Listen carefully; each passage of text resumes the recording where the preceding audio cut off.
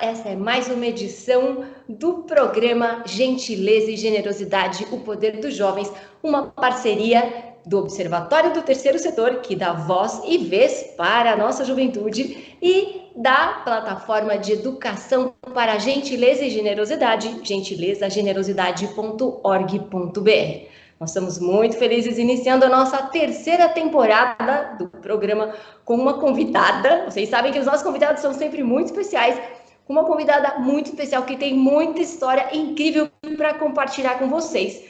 Muito bem-vinda, Rayane! Como é que você está? Obrigada, estou bem. Tá tudo bem por aí também? E onde você está falando? Tá tudo bem por estou aqui. falando. E onde você está? Estou falando de Aracaju, Sergipe.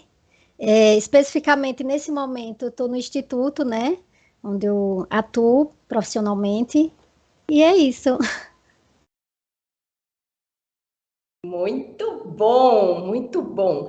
Bom, gente, apresentando para vocês a Rayane. Rayane Ribeiro, ela é coordenadora, pesquisadora da tecnologia social Sinapse. Vai contar para a gente o que é essa tecnologia hoje. É o Sinapse Educação Infantil do Instituto de Pesquisa em Tecnologia e Inovação, o IPTI. É CEO, muito chique, e diretora pedagógica da Ellison Tecnologia e Inteligência Educacional Limitada, graduada em Matemática Licenciatura, pós-graduada em Metodologia do Ensino de Matemática e integrante do grupo de Pesquisa e História das Práticas Educacionais PPED UNIT. Muito bem-vinda agora oficialmente, Rayane. E, Rayane, a gente sempre começa tradicionalmente aqui as nossas conversas com um ping-pong, que é o nosso aquecimento. Está preparada? Que sim. Então, vamos lá. Como você sabe, a gente está falando aqui sempre dessa temática da gentileza e a generosidade. E nós queremos te ouvir, para você, em uma palavra, o que significa gentileza. Gentileza, sementes. Sementes. Que bonito. Sementes. Nunca tivemos sementes aqui no nosso programa. E quem é a pessoa mais gentil que você conhece? A Thelma, uma amiga, parceira na minha atuação como coordenadora de tecnologia.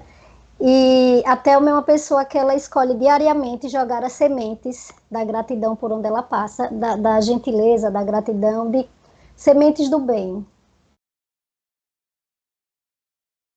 Que bonito, linda analogia. Nós sempre pensamos na educação para gentileza e generosidade também como uma semente sociotransformadora. Agora, sobre generosidade, e tem gente que pensa que é tudo igual, e não tem problema também quem considera que faz parte de um conjunto de atuação, mas pensando em generosidade, para você, o que é generosidade e quem é a pessoa mais generosa que você conhece? Generosidade, a palavra seria, para mim, é coletivo. Coletivo é a palavra. E a pessoa é Laísa, também uma amiga, com certeza tem que ser Laísa. Ela é uma pessoa que ela sempre pensa no bem-estar do outro, ela pensa na entrega que ela faz ao outro, e eu acho que coletivo é isso, é o ato de você se permitir ao outro.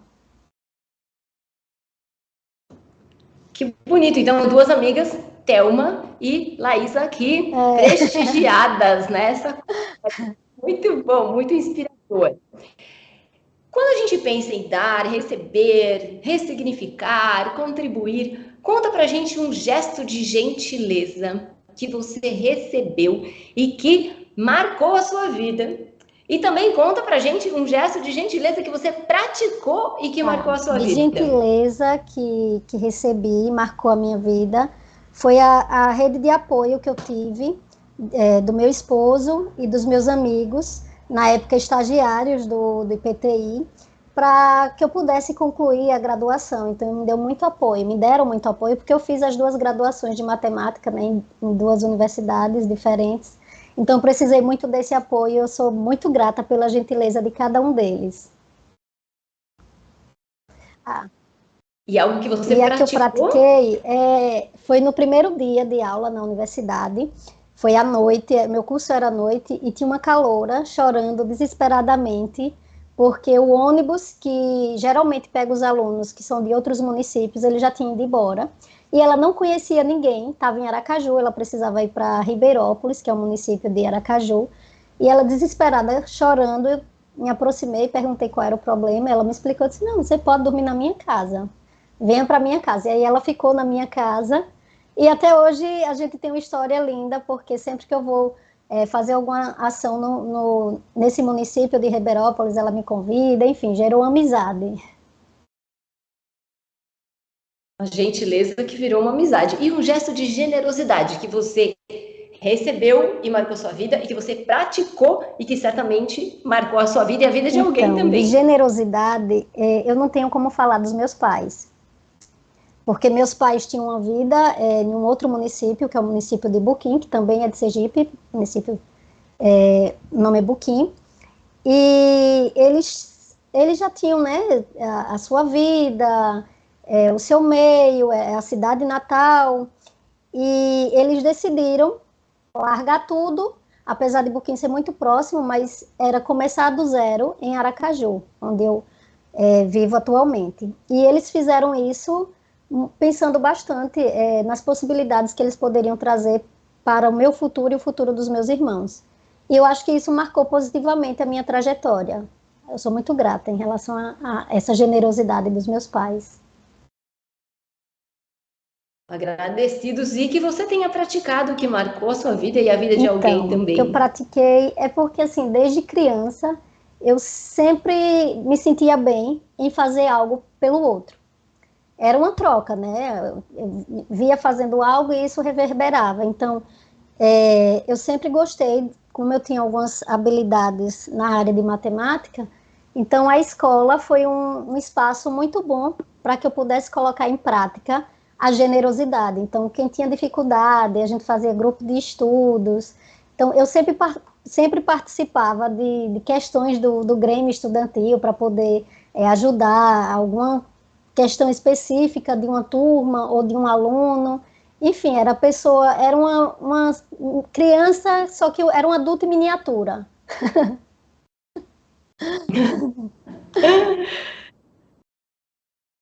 Bonito esses adultos miniaturas, gostei. Acho que somos todos adultos, crianças e É, adultos nessa vivência de eu acho que eu vou aprendizes, e né? volto nesse papel. Muito. E conta pra gente, complete a frase. O Brasil seria um país mais gentil e generoso se... Se a educação ela fosse inclusiva, assim, de verdade e de qualidade. Uma educação inclusiva e de qualidade. Falou, como se diz, falou pouco e falou de altíssima profundidade.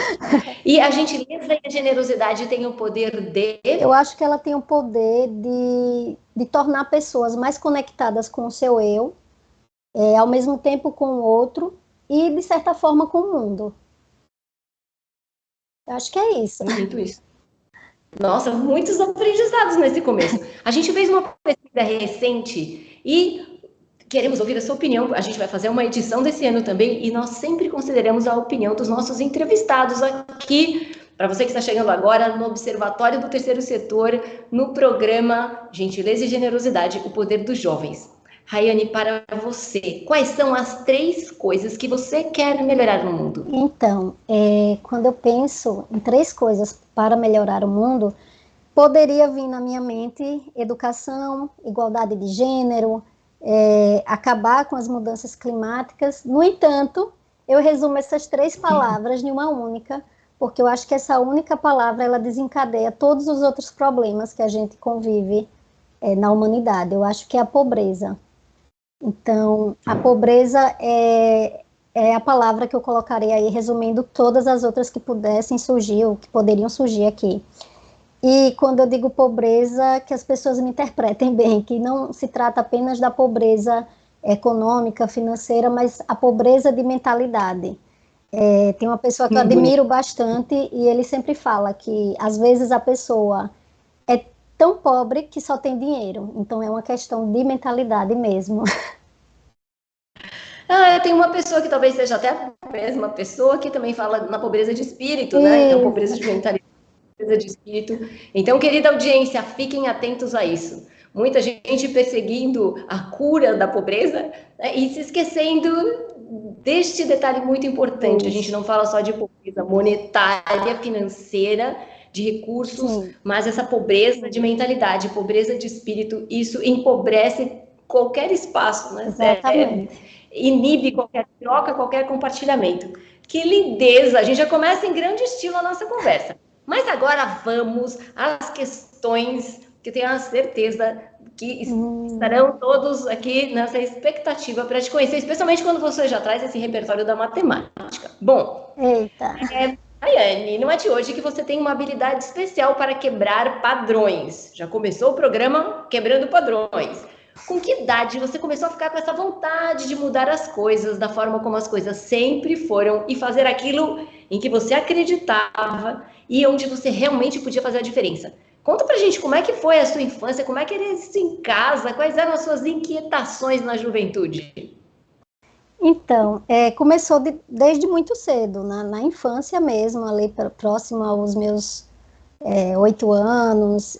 É bem precoce mesmo, mas antes de chegar a esse ponto, eu acho que o Brasil, por ser um dos países mais desiguais, não é difícil que a criança, já desde a infância, ela tenha essa vontade de quebrar padrões, né? E também não é difícil porque essa criança, desde muito cedo, ela já percebe que algumas outras crianças nascem com privilégios, enquanto outras são carentes de tudo. O que de fato é difícil é manter essa vontade, sabe, de mudar os padrões, de seguir em frente quando ao longo dos anos, porque aí as suas qualidades, as suas perspectivas, elas acabam sendo esmagadas pelo mundo, pelas pessoas. Então, quando eu penso nisso, aí eu vou trazer uma experiência minha da infância.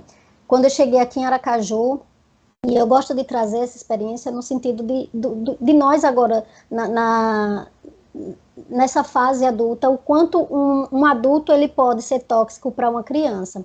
Então, quando eu cheguei em Aracaju, ali pelos 7, 8 anos de idade, eu tinha uma amiguinha, ela estudava na escola particular, eu na escola pública, só que as crianças elas não fazem esses tipos de distinções, mas a mãe dessa criança, ela era extremamente preconceituosa com a forma que eu falava, até porque eu tinha acabado de sair do interior, então eu tinha um linguajar diferente, a escola que eu estudava, enfim, eu desde muito cedo percebi que os adultos, eles tentavam me encaixar dentro de uns padrõezinhos que eu não aceitava, apesar de ser muito criança e não entender, mas eu não aceitava, eu era uma criança muito inquieta, eu era uma criança muito questionadora, então era muito difícil você me colocar em uma posição em que eu não me sentisse própria nesse lugar.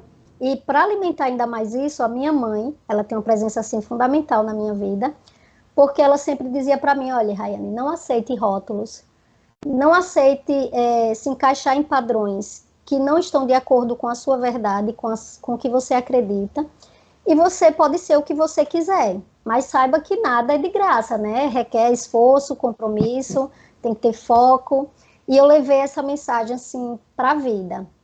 Então, respondendo, né, a pergunta, foi desde ali dos meus 8 anos de idade, porque eu acho que a criança, ela acredita muito nesse mundo, e quando ela se depara com essas situações, ela tem vontade de mudar sim, ela quer ajudar, a criança ela já tem esse perfil. Então, desde a minha infância, juventude, as questões sociais, elas sempre me inquietaram. E como eu disse inicialmente, eu sempre participava de ações na escola. Vamos ajudar tal comunidade, quem está interessado em participar, eu era a primeira, eu! Então, eu sempre tive esse lado, essa inquietação dentro de mim, eu sou muito grata por ter essa inquietação que eu tenho até hoje. Ainda bem, os inquietos mudam o mundo. Agora, conta pra gente essa história de separar coisas, por exemplo. Isso é trabalho e estudo para homem, isso é trabalho e estudo para mulher. Você trabalhou numa oficina mecânica, fez graduação em matemática, conviveu com turmas vou dizer que predominantemente masculinas, foi testado o tempo todo, né? Ouviu que você não ia aguentar, que mulher não aguenta pressão, que você vai desistir. Como é que você lida com essa questão? Eu vou chamar de imposição de condutas. Você falou em perspectivas esmagadas, que é muito bonito também, filosófico, né? Imposição de condutas, e especialmente, mais que falar de feminismo, né? Essa expectativa negativa para mulheres, que é muito bonito a gente refletir sobre isso, né? Essa expectativa negativa para a mulher, em uma era hoje em que a gente fala de fortalecimento deste poder feminino e revisão geral de valores. Como é que foi isso tudo? Como é que você lidou com essa história toda? Então, eu digo assim que para enfrentar e ser o que eu sou hoje, eu precisava de uma figura, assim, uma imagem feminina, de uma mulher também muito corajosa, forte, que é a minha mãe. A minha mãe ela já vai ganhar um patrocínio da minha parte, porque a presença de minha Qual é mãe... o nome da sua mãe? Joséine, só que todos chamam de Zena. Zena, tá aqui, ó, destaque total, né? Coração aqui, com todas as homenagens. Lindo, muito bonito de ver. Então, eu acho que de uma mulher para outra mulher, então minha mãe ela teve sempre essa imagem de mulher corajosa, forte, e eu acho que isso fortaleceu bastante, sabe?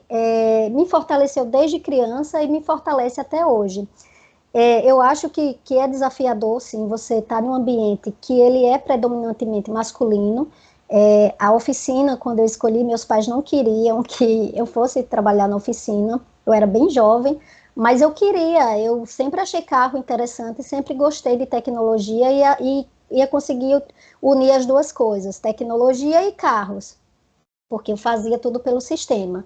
E aí eu fui, foi um desafio, foi um ambiente muito árido, e esses ambientes, como o curso, por exemplo, de matemática, que na federal eu só tinha presença muito mais masculinas, você é muito testado, você é muito desafiado, assim, tanto por homens quanto por mulheres. Tem mulheres que também te desafiam. Então, só que assim, quanto mais eu me sentia desafiada, é que eu tinha vontade de seguir, de dizer, não, eu vou, eu quero, e eu acho que eu sou capaz. E aquela mensagenzinha do que eu posso ser o que eu quiser sempre reverberava, né? Dentro de mim. Então, eu acredito, sabe, Marina, que você trabalhar a equidade de gênero desde criança, desde a primeira infância, é um passo, assim, grande. É um primeiro passo, assim, grande para você quebrar com essas imposições de que mulher tem que ficar nessa função, de que suas perspectivas só vão até aqui. Então, eu gosto de dizer, e eu não sei se é o mais adequado, mas eu digo direto aos meus pais e eles concordam. Eu nasci para ser do contra, porque tudo que meu pai dizia, olha, Rayane, isso não dá para você fazer, porque requer mais força, tal. Eu disse, não, eu consigo, eu vou demorar um pouco mais, mas ele vai sair bem feito. Então, eu sempre tinha essa vontade de fazer. Então, eu acho que é isso. É uma mulher sempre poder fortalecer a outra. Então, hoje eu sou tia de meninas, tenho muitas meninas à minha volta, e eu gosto sempre de dizer isso, repetir essa mesma postura para elas, dizer, vocês são capazes, e vocês vão ser o que vocês acharem que deve ser. Tenha foco. Olha só, determinada que só, Rayane, você aproveitou tudo que você estudou, tudo que você vivenciou nessas múltiplas e simultâneas jornadas como pesquisadora, coordenadora, diretora pedagógica, educadora. E aí vem uma pergunta, você citou várias vezes na conversa o lado de educação, né, que parte da sua sensação de ser generosa, é compartilhar conhecimento desde cedo, com as suas habilidades você sempre compartilhou. Então, esse assunto paira na sua realidade. Como você enxerga o papel do educador hoje? É tanta mudança, tanta ferramenta, tanta tecnologia, a gente tem muito acesso facilitado, e por outro lado, cada dia mais a gente ouve essas histórias, como dizer, tristes, de violência, de polarização, de desrespeito.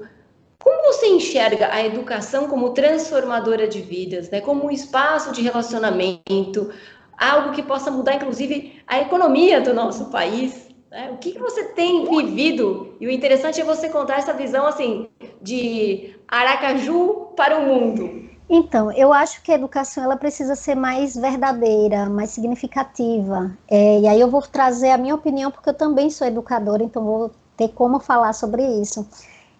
Eu acho que nós, educadores, nós devemos fazer um resgate de quem foi eu na minha infância. O que é que essa infância de hoje precisa? Então, o educador ele precisa entender que o que ele está fazendo com a criança não é para esse momento, mas é para a vida. Eu acho que quando a gente coloca dessa forma, fica muito mais real, muito mais verdadeiro até para a própria criança. E o que eu vou dizer agora era uma inquietação constante desde a minha graduação, que é o seguinte: o educador ele precisa compreender e conhecer a natureza humana. Então não tem como eu ir para uma sala de aula, ou mesmo que não seja no ambiente de uma sala de aula, não tem como eu educar o outro sem que eu já esteja vivendo isso dentro de mim. Então, por isso que eu acho importante esse resgate, o conhecer do ser humano, para que, de fato, a educação ela tenha impacto na vida dessas crianças, na vida dos jovens. Eu acho que é isso. Viver de mim, que bonito. Então, viver dentro de mim. Quando a gente fala dos 7 princípios, nós sempre reforçamos esta sensação, né? O professor precisa vivenciar gentileza, generosidade, solidariedade, sustentabilidade, diversidade, respeito e cidadania, para que esta fala se transforma em prática, e aí o salto é grande, né? E da prática vira o exemplo, e o exemplo move mundos. Exatamente. E vou aproveitar este gancho, né? A gente fala muito em habilidades ou capacitações cognitivas, em competências técnicas, e falando de princípios, a gente sabe que o mundo está carente de pessoas desenvolvidas nas capacitações sociotransformacionais. Do que você vive hoje, do que você tem visto nas suas andanças, o quanto o sistema educacional hoje está preparado para colocar esses princípios em prática. E apesar de tudo que a gente vê de negativo na mídia, e muitas vezes a mídia acaba reforçando o que não está dando certo, né, e dando pouco espaço para aquilo que é certo, por isso que nós apostamos no Prêmio Educação para Gentileza e Generosidade, entre outras iniciativas, porque tem muita coisa boa acontecendo também. O que você está vendo por aqui, por aí? Então, eu acho que a criança, quando ela chega nesse mundo, ela chega acreditando no mundo, na moral que esse mundo tem. Então, a criança da primeira infância, ela chega aqui e ela diz, pô, que mundo lindo, que mundo belo, encantador e verdadeiro. Então, ela acredita em tudo que é apresentado para ela. Então, eu me pergunto sempre, que tipo de mundo a gente está oferecendo para as nossas crianças e para os nossos jovens? Porque se hoje a gente tem jovens, a gente tem criança, nós temos jovens e adultos violentos, preconceituosos, nós temos uma parcela de culpa, que já estamos nessa fase adulta, do que a gente apresentou para esse jovem, para essa criança, no caso. Então, assim, eu acho que é a polidez, e a polidez tem muito a ver, né, com a questão da gentileza. Então, é a gente saber que somos exemplos, e elas vão justamente imitar as nossas ações. Nós somos espelho para essas crianças. Então, se hoje nós temos adultos e jovens com esse perfil muito mais agressivo, desrespeitoso, nós temos uma parcela de culpa, e aí eu digo que é algo conjunto, porque a gente apresentou o mundo de maneira errada.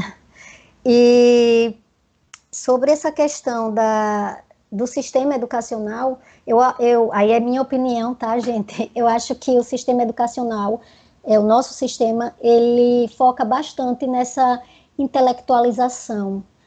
Ele tem que passar no Enem, ele tem que passar em exames, e aí gasta-se uma energia imensa em torno disso, o professor se desgasta em torno disso, as crianças sofrem, e os jovens sofrem bastante com essa intelectualização, às vezes sem significado algum.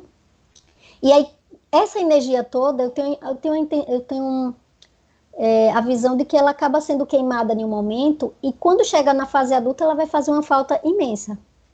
Então, assim, eu acho que a gente deveria rever e saber que a educação ela deve seguir vários caminhos, e que cada um vai escolher o seu caminho. A gente só precisa ir orientando. Com relação aos jovens de hoje, eu acho que os jovens de hoje eles são mais inquietos, eles são mais questionadores e eles têm vontade, sim, de mudar esses padrões. No entanto, falta muitas vezes a orientação e esse mundo adulto muitas vezes não compreende esse mundo jovem. Então tá aí esses choques, né, de realidade, que às vezes a gente acha que a nossa geração é melhor do que aquela, mas não é uma questão de ser melhor ou pior. É uma questão de todos darem as mãos e saber e respeitar a visão de cada um. Eu acho que é mais ou menos isso. A nossa mestra Rayane aqui, com ótimas ideias. Todo mundo que vem no programa, nós temos embaixadores, nós temos filósofos, nós temos essa juventude vibrante com tanta história boa para contar. E você, querida audiência, que nos acompanha aqui no Poder dos Jovens, no Observatório do Terceiro Setor, reflitam sobre isso quando a gente pensa em ambiente de trabalho, quando a gente pensa muitas vezes em estereotipar gerações, né? A geração neném, ou a geração altamente tecnológica que não se conecta com o mundo, ou que está morando no metaverso, entre tantas histórias que nós ouvimos diariamente. E esta questão muito importante que a Rayane trouxe de uma intelectualização sem significado, né? E o jovem depois de um tempão adquirindo essa intelectualização, às vezes fala, bom, onde eu cheguei, exatamente, né? O que eu vou fazer com essa informação, né? É muito bonito também refletir sobre o que nós estamos oferecendo. E aí, falando em oferecimentos e caminhos e conexões, uma curiosidade aqui, como a tecnologia social foi parar na sua vida? E que diferença atuar com essa área de tecnologias sociais pode fazer para a sociedade? E tenho a certeza de que as novas gerações que estão muito mais próximas dessa formatação conceitual, está todo mundo fazendo tecnologia social, mas a gente sempre, como dizer, coloca aquela expectativa, né? Acredita nessa perspectiva de que essas tecnologias sociais podem mudar o mundo. Antes de você responder, para quem nos ouve e que não ouviu essa expressão antes, ou que já ouviu, mas ficou com aquela inquietação, será que eu pergunto ou não pergunto? Conta pra gente o que é uma tecnologia social, né? E com quais tecnologias sociais você atua e em quais áreas? Tá bem, espero ser bem clara e objetiva. Então, a tecnologia social, quando puxo para a definição, eu gosto de deixar bem claro que o termo tecnologia, ele difere totalmente do dispositivo tecnológico, não tem nada a ver com dispositivo tecnológico. Ela está inteiramente relacionada aos processos. Então, mas o que é essa tecnologia social? O que é a tecnologia social? Ela é a mobilização de conhecimentos e procedimentos, associando o conhecimento da comunidade local ao conhecimento científico, tecnológico. Mas para que serve, né, uma tecnologia social? Ela é uma solução. Ela é uma solução criada pela própria comunidade, então a comunidade ela tem que ser protagonista de todos os processos, porque ela precisa ser uma solução que seja eficaz, e só vai ser eficaz se a comunidade de fato estiver ali construindo. Então ela é uma solução eficaz para resolver algum problema social, ou para resolver alguma barreira que acaba travando questões de bem-estar, de saúde, de educação, enfim, a tecnologia social ela é uma solução criada pela comunidade para resolver um problema social da própria comunidade. Aí eu gosto de trazer a diferença entre tecnologia social e intervenção social. Tecnologia social, como eu disse, a comunidade ela tem que ser protagonista das ações, porque independente de Rayane, coordenadora de ITS, que é tecnologia social, estar presente ou não, ela sobrevive, ela se sustenta pela própria comunidade. Intervenção social, ela só dura a partir do momento que eu, Rayane externo, dou a minha energia. Quando a minha energia sair desse campo, tudo também para. Então, isso é intervenção social, e o que a gente faz é tecnologia social. Será que eu expliquei? Muito bem, muito bem. Excelentemente bem. Então, tecnologia social, uma solução criada pela própria comunidade, algo mais longevo, algo que tem continuidade, porque a sociedade percebe a necessidade e busca formas com os próprios recursos da comunidade. Depois você me diz se eu estou no caminho certo, se eu entendi direitinho. Com os recursos da própria comunidade para resolver um desafio social, uma trava para a comunidade. E uma intervenção social é quando alguém intervém e depois sai, ou seja, o processo dura enquanto a pessoa que estiver fazendo a interferência estiver lá. É isso? Eu acho, ó, já está dito, passado numa segunda versão de interpretação. Agora conta pra gente com quais tecnologias sociais você Então, atua. hoje eu estou como coordenadora de tecnologias sociais, então eu sou coordenadora do Sinapse Educação Infantil, que é uma tecnologia social voltada, né, para o público da educação infantil. Ela tem como objetivo o desenvolvimento integral da criança, a melhoria da qualidade da educação infantil, por meio de práticas pedagógicas que fortaleçam as habilidades socioemocionais ou não cognitivas. O Sinapse Educação Infantil ele está em fase de escalabilidade, então é uma tecnologia social que todo o seu conhecimento, a metodologia já vem sendo reaplicada em outros municípios, então nós já temos professoras reaplicadoras dessa solução que deu certo para o município de Santa Luzia de Itaim, que foi onde iniciamos o Sinapse Educação Infantil. Esse ano eu estou como coordenadora de TS, Tecnologia Social, no CRIA. O CRIA é uma tecnologia que ainda está sendo desenvolvida, então ela está na fase de pesquisa. Vocês estão percebendo que tem fases, né? Então ela está na fase de pesquisa, a comunidade está justamente fazendo aquele movimento de trazer o seu conhecimento e associar o conhecimento científico, o conhecimento dos pesquisadores que estão envolvidos nessa tecnologia social. E o CRIA, ele é um desafio muito grande porque ele está nessa busca de criar uma solução que enfrente fatores negativos para o período pré-gestacional. Então, nós vamos trabalhar com temas bem complexos e bem profundos, que são bastante desafiadores, mas que com certeza vai ter um resultado super positivo. E nós temos o Romanceiros do Itaim, primeira infância. O Romanceiros do Itaim, ele é um braço... Lindo, lindo, lindo. Ele é um braço do Sinapse Educação Infantil, ele reforça justamente o objetivo do Sinapse Educação Infantil no sentido das práticas, as práticas de fortalecimento das habilidades socioemocionais. Mas o objetivo dele é promover a criatividade narrativa das crianças e dos adolescentes também do município de Santa Luzia de Itaim. Então, atualmente, eu estou com essas 3 tecnologias sociais, um desafio bom, um desafio gostoso. Eu acho que é isso. E, Rayane, quem quiser conhecer, né, vamos conversar mais um pouco aqui, mas aproveita o momento, vou chamar de momento, minuto da recomendação. Quem quiser conhecer os projetos, quem quiser participar, apoiar, onde as pessoas podem buscar informações, que canais que elas podem acessar? Nas redes sociais, no site? Então, nós temos o Instagram, né, do IPTI, só de colocar IPTI, a pessoa já vai encontrar a conta, né, no Instagram. Nós temos o site também do IPTI, lá tem todos os projetos, explica mais ou menos o que vem acontecendo, dá para baixar alguns materiais. E tem o LinkedIn também, o pessoal da comunicação também compartilha bastante. Muito bom, então conexões feitas. E agora vamos falar de algo que é um assunto muito tenso para esse mundo que a gente vive, né? Você tem aproveitado o seu tempo de forma plena, tão jovem, com tantas frentes, 3 tecnologias sociais, não sei quantas formações, desde a oficina mecânica até o projeto pré-gestacional, você está em todas as frentes. Mas a gente vive um tempo de afobamento. As pessoas estão o tempo todo afobadas.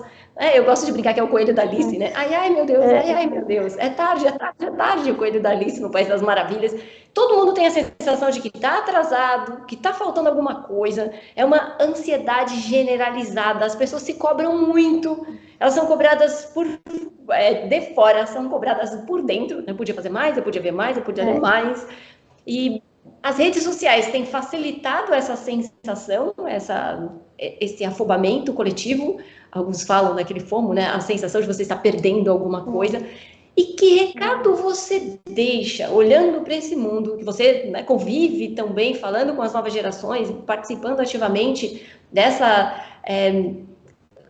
nova energia sociotransformacional chegando aqui, né, fortalecendo as expectativas maravilhosas, positivas para o nosso país.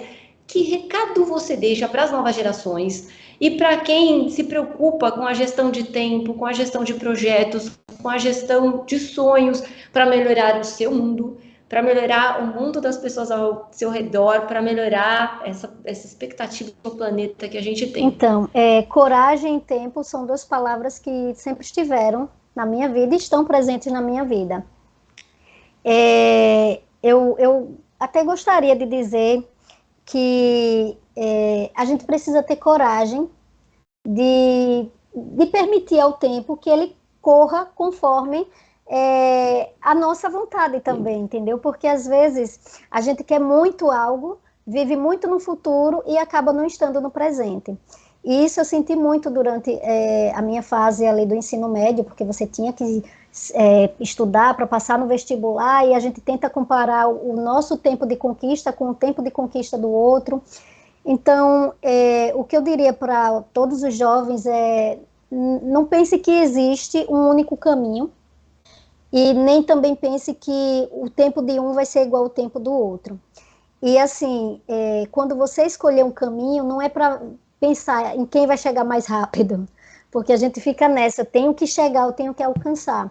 Então, viva o presente, ande pelos caminhos que o universo vai te apresentando e vá observando.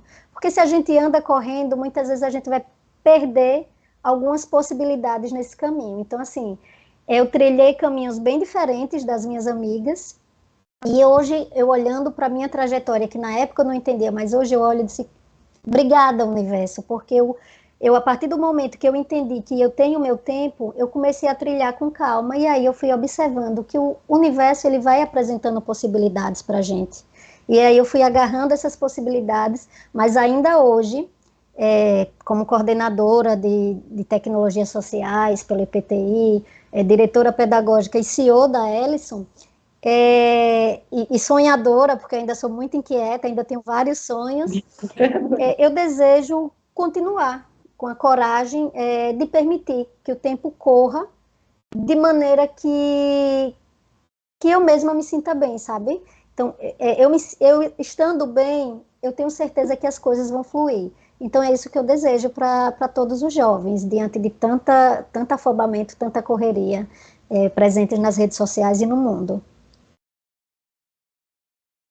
Bom, nossa mestra Raiane concluiu aqui em grandíssimo estilo. Fiz várias anotações, vou fazer um rápido apanhado aqui. Quem chegou tarde, pegou, né, o processo, assistiu o vídeo pela metade, vale acompanhar essa entrevista desde o começo, que a nossa mestra Raiane trouxe questões, né, vou fazer aqui o de trás para frente, maravilhosas, como essa questão de coragem de permitir ao tempo, que o tempo esteja com você e não contra você. E normalmente a gente está, né, no contra o tempo, trabalhar para o tempo estar a seu favor, viver o presente, que é tão maravilhoso, não deixar de sonhar, e o sonho tem muito a ver com construção de cenários, né?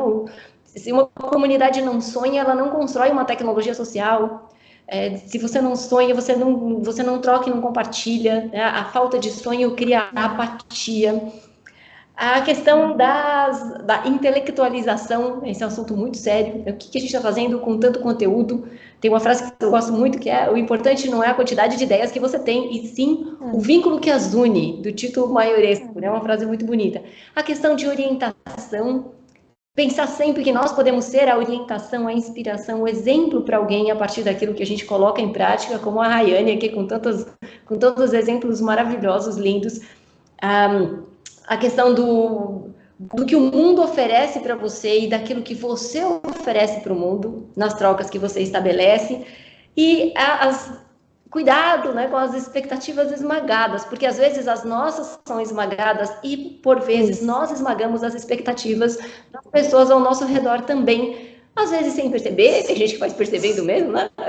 Mas muitas vezes sem perceber, e como é complexo a gente olhar para o lado, né, num mundo que tem, que por vezes valoriza essa pobreza, né? Coloca a pobreza em cena, e essa pobreza de espírito, essa pobreza de mentalidade que vai ganhando força e se alastrando. Então a gente tem que combater esse tipo de pobreza também, e lembrar sempre a questão de equidade desde a infância, de trabalhar princípios e valores, mas lembrar sempre com muita atenção e muito carinho de agradecer o universo, né? E aproveita esse momento para agradecer o universo que também nos conectou. Eu conheci a Rayane em Santa Luzia do Itaim, então foi uma conexão muito especial e muito transformadora. Rayane, olha, imensamente grata por sua participação, por sua trajetória, por sua história, com tanta coragem, como você trouxe aqui, na coragem e com um respeito ao tempo que traz maturidade, que traz soluções, que traz respostas, uma grande alegria. Tem uma palavra que você queira deixar? Você começou com semente, essa semente me tocou muito, é uma palavra muito importante.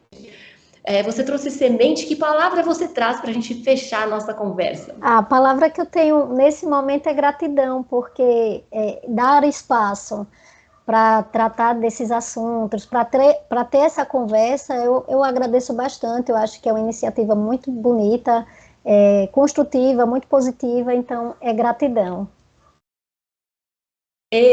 Muito obrigada. Então, em nome do Observatório do Terceiro Setor e da Educação para Gentileza e Generosidade, mais uma edição super especial do nosso programa Gentileza e Generosidade, o Poder dos Jovens. Até a próxima. Até.